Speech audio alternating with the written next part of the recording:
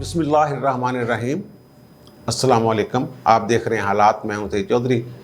एक बड़ा स्कैंडल जो है वो जियो टीवी निकाल के लाया है, वो चल रहा है और उस पर चैनल पे कि 30 दिन की बजाय जो रीडिंग है मीटर की वो 31 या 37 दिन तक लेके मुख्तलिफ जो कंपनियां हैं बिजली पावर सप्लाई करने वाली, उन्होंने जनाब बिल भेजे हैं और उससे ज़ाहिर बिल बहुत बढ़ गए हैं।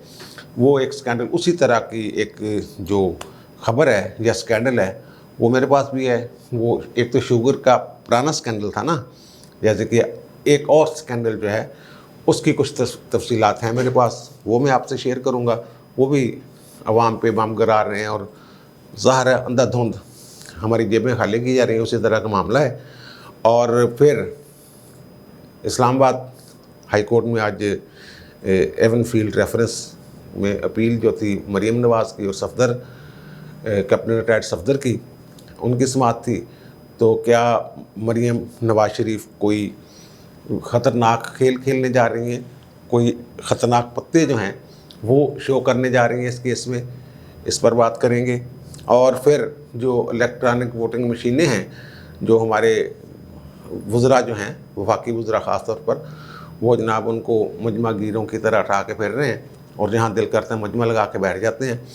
उस पे जो कायमा कमेटी सेनेट की थी सैयद ताज हैदर साहब की सरबराही में, उसमें इलेक्शन कमीशन ने एक रिपोर्ट पेश की है।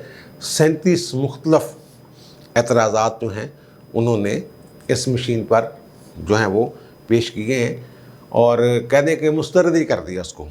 वो निकात क्या हैं उस पर बात करेंगे और कोशिश करेंगे कि स्क्रीन पर वो रिपोर्ट के वो मंदरजात कम अज़ कम आप लोगों को दिखा दें। ये कल हमने ये बात की थी कि आर्मी के कुछ बड़ों के तबादले हुए थे और जस्टिस साहर शमशाद मिर्ज़ा साहब, सॉरी माफ़ी चाहता हूँ, जस्टिस नहीं, जनरल साहर शमशाद मिर्ज़ा साहब जो हैं उनको एक कोर दे दी गई, पिंडी के कोर कमांडर रावलपिंडी वो मुकर्रर किया गया। और हमने ये कहा था कि वो उस दौड़ में शामिल हो गए हैं जो आर्मी चीफ के लिए 2022 में नवंबर में जो उम्मीदवार सामने आएंगे वो 4 लोग हैं ज़ाहिर है। और उसमें चौथे नंबर के उस बैच के जो हैं वो जस्टिस जनरल फैज़ हमीद साहब जो हैं वो हैं। और जनरल फैज़ हमीद साहब को जो वो कोर नहीं मिली, तो ये एक परसेप्शन या मिसपरसेप्शन है कि शायद वो उनका जो आर्मी चीफ बनने का है वो थोड़ा सा धुंधला गया है या वो मुमकिन नहीं रहा कि कोर कमान करना ज़रूरी है। तो इस हवाले से मैंने कोई कानून वगैरह को देखने की कोशिश की, रूल्स वगैरह। तो वो फिर आपको याद होगा कि जब जनरल बाजवा का एक्सटेंशन वाला मामला था सुप्रीम कोर्ट में, तो सुप्रीम कोर्ट की लाइब्रेरी में आर्मी एक्ट की वो किताब ही नहीं मिल रही थी, किसी के पास थी नहीं। वफाक जो था वो गुमराह कर रहा था अदालत को, या जो भी लफ्ज़ आप मिसलीड कह लें, वो कर रहा था कि जनाब रूल्स है ही नहीं कोई ऐसे ये वो। तो फिर कर्नल रिटायर्ड अनामर रहीम साहब ने वो कापी जो है आर्मी एक्ट की वो प्रोवाइड की थी, क्योंकि वो जज एडवोकेट जनरल जैक ब्रांच के थे तो उनके पास थी। तो फिर आखिरकार मुझे भी उनसे रब्ता करना पड़ा, अनामर रहीम साहब से। तो उनसे मैंने पूछा कि जनाब कानून में या रूल्स में ये बात है कि लाजमी तौर पर कमान करनी चाहिए 1 साल के लिए किसी कोई भी कोर। तो उन्होंने कहा कि जनाब कानून और रूल्स में ऐसी कोई शर्त नहीं है कि जनाब 1 साल तक लाजमी तौर पर उन्होंने कोई कोर जो है वो कमांड की हो। वो कहते हैं ये खालिस्तान वज़ीर आज़म की डिस्क्रिशन है, उनकी सवाबदीद पे है। जिसको चाहें वो जो 3 स्टार जनरल्स हैं उनमें से जिसको चाहें वो बना दें। ये जो आप कह रहे हैं कि जनाब एक कोर कमान करनी चाहिए, ये कोई ज़रूरी रूल्स, कोई पाबंदी नहीं कवानीन में और रूल्स में। उन्होंने कहा कि लेकिन ये होता ये है कि जनाब ये वो एक मोहर, ये चाहते होते हैं कि एक मोहर लगी हो कि जनाब उसने कोर कमान की हुई है, चाहे वो 2 माह के लिए हो, लेकिन वो ज़रूरी नहीं है।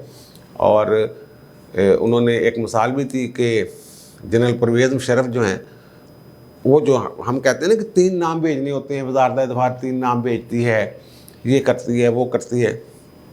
उन्होंने बताया कि दुनिया में कैसे क्या होता है। दुनिया में कहते हैं जो जाने वाला आर्मी चीफ होता है वो तीन नाम जो है वो उनकी सिफारिश करके जाता है, वो भेजती है वजारत दफार मुतल्लिका जो है वो वज़ीर-ए-आज़म को या जो भी मजाज अथॉरिटी होती है उनको।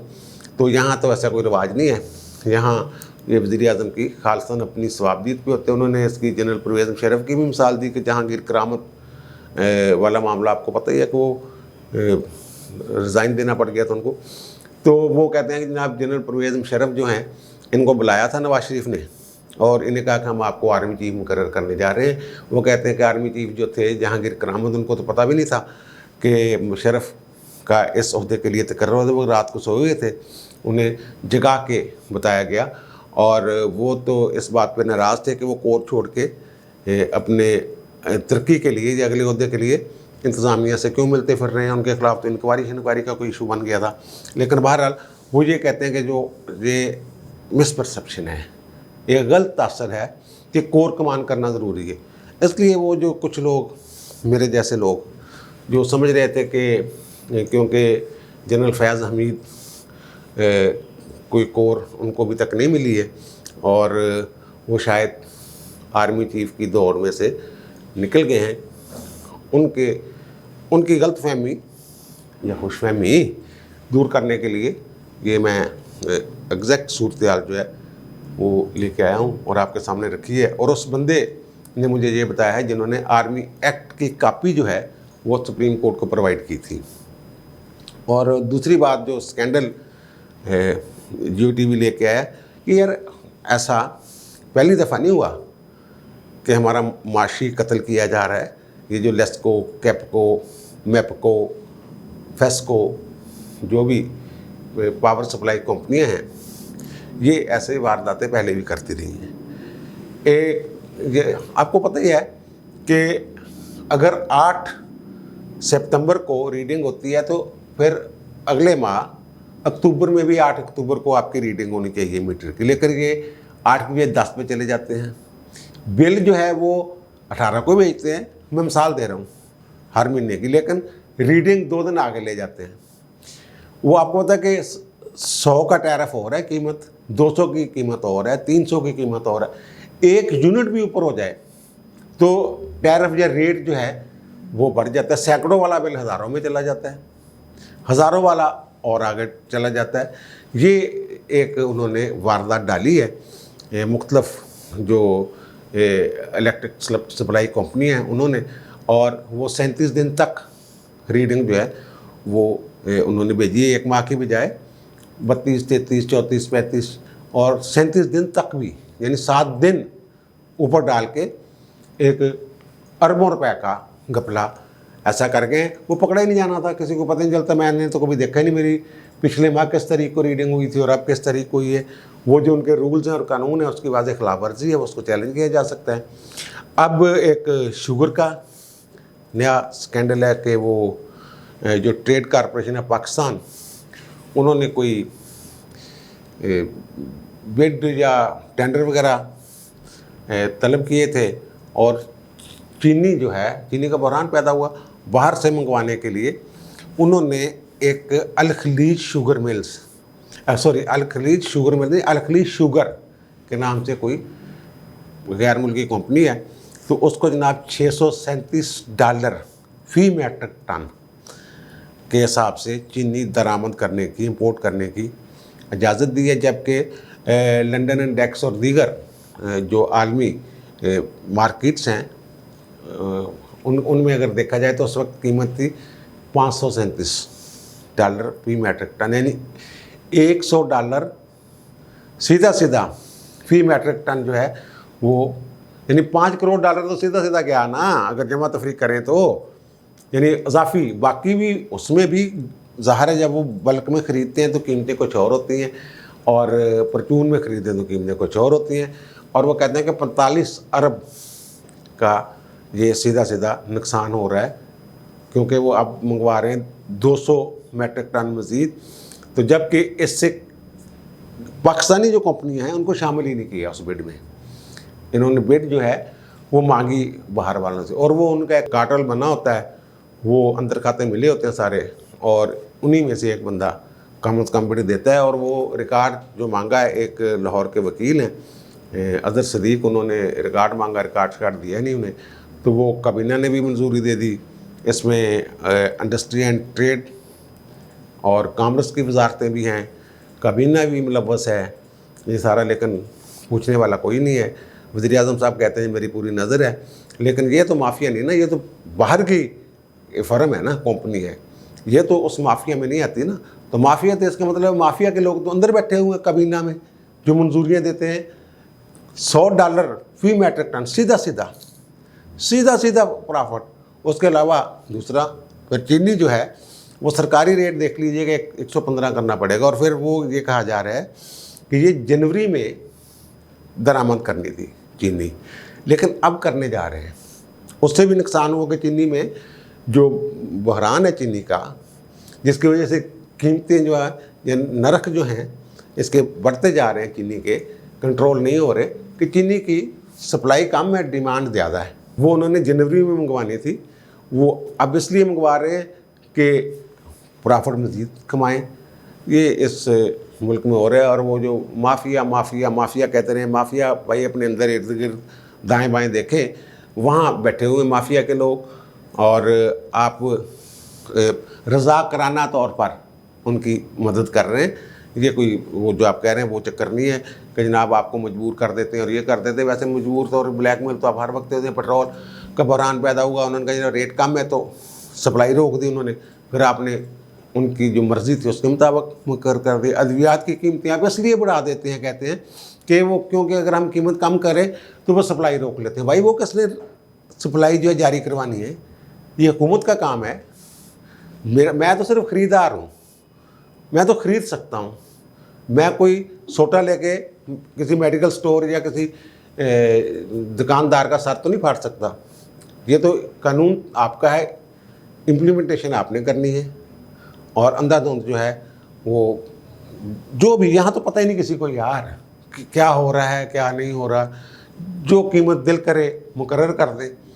जो रेट लिस्टें सामने लगी होती हैं उससे 10-15 रुपए फ़ी किलो वो कीमत दे रहे होते, वसूल कर रहे थे। फलों वाले जाकर देख लें, परचून की दुकानों पे देख लें, बड़े स्टोरों को देख लें, जहाँ भी जाकर देख लें, ये सारी गड़बड़ जो होती है होती रहती है।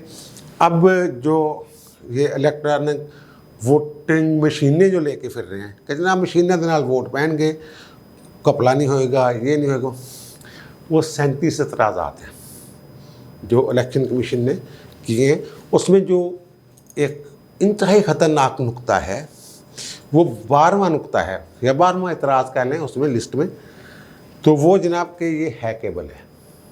ये जो मशीन है ये हैक हो सकती है और वोटों की गिनती करते वक्त इसमें एरर आ सकता है। ये एक बड़ी बात उन्होंने की है। और दूसरा उन्होंने कहा कि अगर कोई इंतखाबी तनाज़ा पैदा हो जाता है इलेक्शन का, कोई इलेक्शन पिटीशन चली जाती है, कोई अदालत में चैलेंज हो सकती है हो जाती है, तो वो कहते हैं कि ऐसी सूरत में हमारे पास कोई रिकॉर्ड ही दस्तयाब नहीं होगा।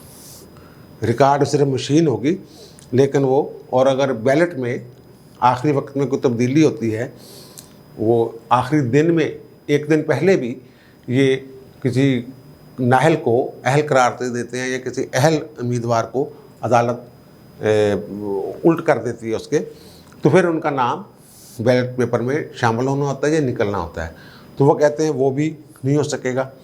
और वो ये कह रहे हैं कि एक ही दिन जो कानूनी तकाज़ा है इलेक्शन का, वो एक दिन में इलेक्शन नहीं हो सकते।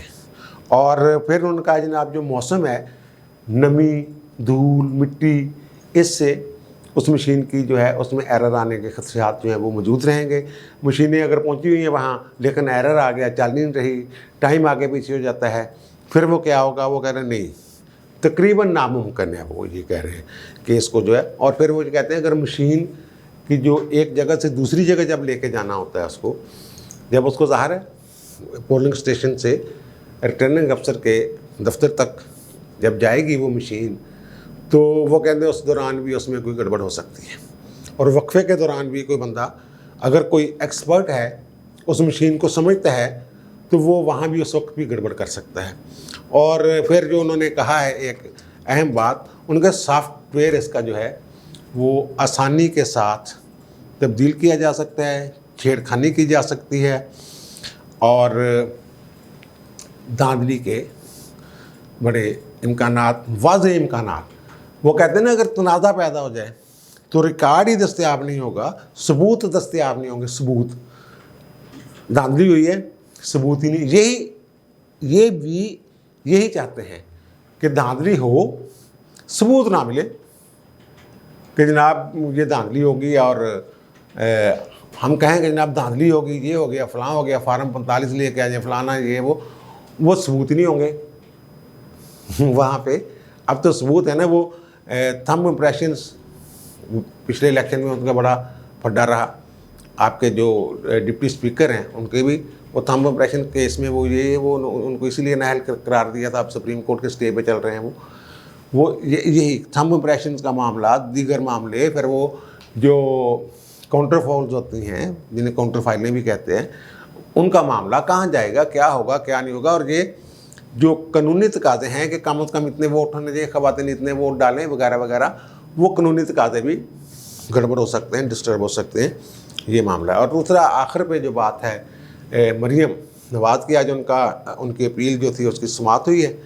तो उन्होंने 1 माह की तारीख मांगी है अदालत से और कहा है कि जनाब मैं एक और अपील दायर करना चाहती हूँ, तो मुझे 1 माह का टाइम दे दें। लेकिन अदालत ने 1 माह का टाइम तो नहीं दिया, लेकिन 23 सितंबर तक उस केस की समाअत यानी 15 दिन दे दिए उनको कि जनाब आप 15 दिन में जो करना कर लें। वो आमतौर पर तो वो अपील जो है वो उसको कंसिडर ही नहीं करते। लेकिन ये मामला कुछ ऐसा है, अरशद मलिक वाली वीडियो का मामला आपको याद होगा, इनके पास कुछ ऐसे सबूत हैं मेरी इतला के मुताबिक मुसद्दक़ा, जिन्हें नाकाबिल तरदीद कि ये एक सोची समझी साजिश के तहत फंसाया गया इनको। वो कहते हैं कि मुझे कैसे फंसाया गया, मेरा नाम कैसे आया। हमारे पास कुछ ऐसे सवालात हैं जो हम अदालत के सामने रखना चाहते हैं, वो दरअसल सबूत ही होंगे। वो अरशद मलिक वाला तो पता है अभी तक, लेकिन अपील पेंडिंग है। नवाज शरीफ के खिलाफ जो दूसरा रेफरेंस जिसमें सज़ा दे के गए थे और तीसरे में वो बरी कर गए थे उनको, वो अब अल्लाह को प्यारे हो चुके हैं एहतसाब अदालत के जज। लेकिन वो उनका वीडियो सामने आ गया, सारा कुछ बन गया, वो फिर नौकरी से भी फारग हो गए थे।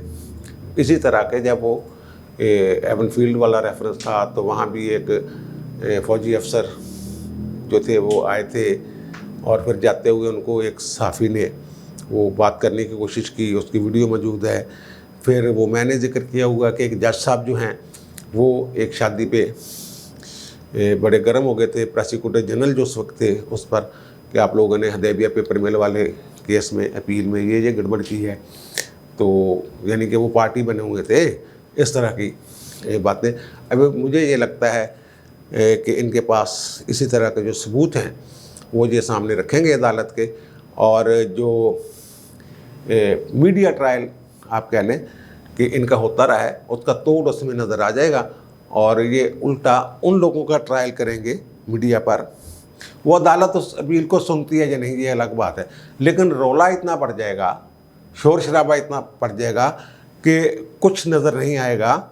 जो मुझे समझ आ रही है कि ये देखें, ये धांधली यानी कि गैर कानूनी तौर पर मुदाखलत, जहाँ मुदाखलत कोई हो सकता है फ़ोन हो जो कह रहा कि इसको भी पढ़ो, इन्हों भी नहीं सजा दे दे, सफदर भी इंज कर दो, तो मरियम नूं भी इंज कर दो, कम से कम इतनी सजा होनी चाहिए। आपको याद होगा कि जब बेनज़ीर भुट्टो को सज़ा दी थी हाई कोर्ट के 2 जजों ने बतौर एहतसाब अदालत, जस्टिस मलिक क़यूम और नजमुल हसन काज़मी जस्टिस जो थे दोनों ने, तो फिर वो उनका एक ऑडियो स्कैंडल था जिसमें वो गुफ्तगू थी मलिक क़यूम की और उस वक्त के चीफ जस्टिस राशिद अज़ीज़ की, और फिर ऊपर से वो सैफ रहमान, मियाँ शहबाज शरीफ, ये वो कि फुल डोज ऐसी बातें, और फिर नाराज़गी का इजहार वज़ीर-ए-आज़म की तरफ से, नवाज शरीफ की तरफ से, जनाब वो नाराज़ हो गए कि जनाब आपने फुल डोज बाहर क्यों जाने दिया मुल्क से, वगैरह वगैरह। वो जब वो स्कैंडल आया है और सुप्रीम कोर्ट ने फिर केस रिमांड कर दिया था, यानी कि वो जो हाई कोर्ट का फैसला था बेनज़ीर भुट्टो को सज़ा देने वाला, तो वो उन्होंने कलदम करके केस दोबारा भेज दिया था एहतसाब अदालत को, इसको कि दोबारा इसकी समाअत की जाए। तो उस वक्त मेरी बात हुई थी और फिर जस्टिस मलिक क़य्यूम और जस्टिस राशिद जी इसको रिज़ाइन करना पड़ गया था और नजमुल काज़मी को भी घर जाना पड़ गया था। ये 3 जज उसके नतीजे में फ़ारग हो गए थे। तो मेरी उस वक्त जस्टिस मलिक क़य्यूम से बात हुई थी, उन्होंने ये कहा था कि जो मैंने फ़ैसला लिखा है वो बड़ा शवाहद की बुनियाद पे, उनके बकौल शवाहद की बुनियाद पे था। अगर मेरा फ़ैसला गलत था तो सुप्रीम कोर्ट को चाहिए था कि बेनज़ीर भुट्टो को बरी कर देते, केस रिमांड क्यों किया, वापस क्यों समाअत के लिए भेजा। इसका मतलब कि जो मैंने निकात उठाए थे वो ठीक है, लेकिन जजों ने ये लिखा था कि जो इनका तअस्सुब है वो जजमेंट की सतह पे तैरता हुआ नज़र आ रहा है जजेस का, तो इसलिए ये केस हम रिमांड करें। वो टेप का इतना शोर मच गया था कि उस जो भी बंदा सुनता था वो कहते थे कि बेनज़ीर भुट्टो को, एक मासूम या बेगना खातून को सज़ा दी गई है हुकूमत के प्रेशर पर। तो इसी तरह का मामला कोई मुझे लगता है कि ये निकाल कर लाएंगे और ये पेश करेंगे इस्लामाबाद हाई कोर्ट में, और ये यानी कि एक बड़ी कोशिश कह लें या आखिरी कोशिश कह लें मरियम की इस केस में से निकलने की, और या बहुत सारे चेहरों से नकाब उतारने की एक सही कह लें, आप एक कोशिश कह लें। तो ये सारा मामला है और मुझे ये लग रहा है कि 23 नहीं तो उससे अगली पेशी तक ये कुछ ना कुछ ऐसी बड़ी गड़बड़ हो जाएगी। और मे बी एक और इतला है कि मे बी वो वकील भी चेंज करें, क्योंकि कुछ वकला ऐसे होते हैं जो ऐसे स्कैंडल्स के हवाले से वो दरख्वास्तें दायर नहीं करते, वो अदलिया के एहतराम वाली बात और दीगर ऐसी बातें को इनके जहन में होती हैं कि कई वकला तो ऐसे भी हैं कि बेंच पर भी इतराज़ नहीं करते कि मेरा क्लाइंट ये चाह रहा है कि जनाब आप जज साहब इसमें ना बैठें क्योंकि आप मुतअस्सिब हैं या आप जानबदार हैं वगैरह वगैरह। फिर वो साइड पे वो खड़े हो जाते हैं और उनका क्लाइंट अपने क्लाइंट कहते हैं खुद ही इतराज़ कर यार, वो कुछ डेकोरम का तकद्दस की बात होती है। हो सकता है कि वकील भी चेंज कर ले मरियम नवाज़, क्योंकि वो कोई ऐसा वकील ले आए जो धड़ल्ले से बात कर सके उन मामलात पे जो वो कौम के सामने और अदालत के सामने रखना चाहती हैं। अब मुझे इजाज़त दीजिए, इंशाल्लाह शाम को दोबारा मुलाकात होगी नए व्लॉग के साथ। अल्लाह हाफ़िज़।